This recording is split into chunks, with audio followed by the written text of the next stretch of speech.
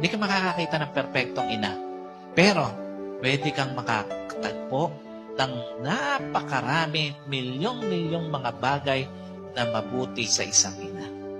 Gaya po nung aking nabanggit, hanggang sa huli, ang mag-i-stay sa tabi mo, yung nanay mo. Kahit anong sama ng isang anak, hanggang sa huli, magpapakananay siya.